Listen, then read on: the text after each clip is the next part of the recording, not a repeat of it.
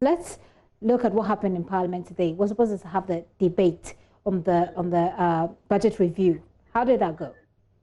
It kicked off in earnest. Dr.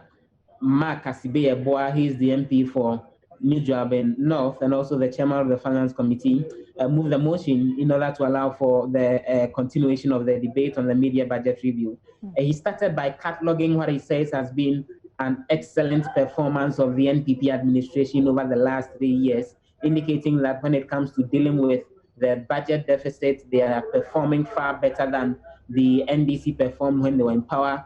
He referenced the inflation rate in the country. The NPP, he says, is doing a lot more better than the NPP, and also referenced interest rates and a number of other things.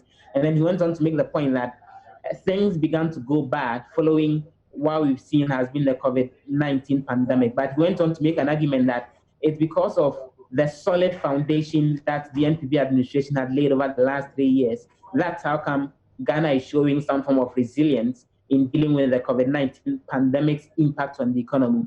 They've been citing figures when it comes to the projected growth of the economy in terms of the gross domestic product for this year. You know, Ghana is expected to record about 0.9% GDP growth, which is very much low compared to what was projected pre-COVID-19. But they make the argument that a lot of the economies worldwide, and even when you look at the average expected growth of the economy, is supposed to hit the negative figure. And so if Ghana is doing a modest 0.9% growth rate, Dr. Mark Asibeyeboah says that's because of the NPP's solid management of the economy over the last 3 years. Otherwise, things would have been worse. But those on the minority side will have none of that.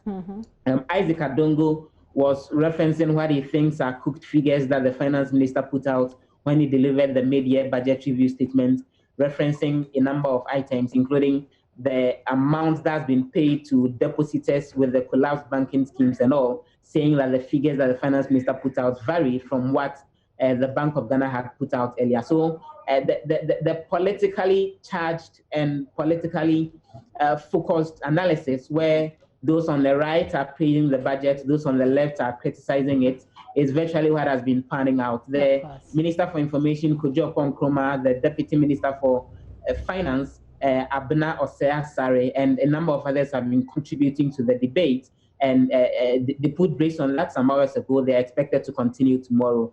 But then let me round up on what the Minister for Interior has been telling Parliament this morning, Ambrose Derry.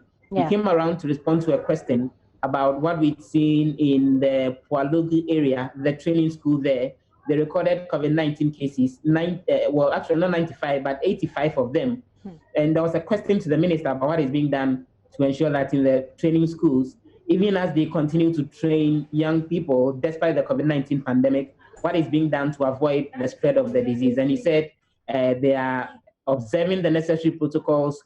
Entry into the training schools are being restricted.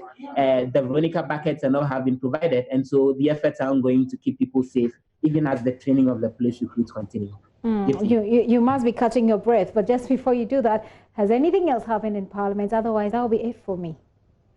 The House has been working on a number of other bills today as well, apart from the address by the Minister for Interior and also the budget debate. The Minister for Rules was also in Parliament to respond to questions on what is being done to deal with a lot of the rules that are actually outstanding. And tomorrow, all of that will continue. The House is going on a break on the 10th of August, which is sometime next week. So like they want to clear their table of all the urgent agenda before that break comes off on the 10th of August. We'll see what becomes of the year of roads, seeing our GDP figures, etc. But Joseph, thank you very much for that update from Parliament.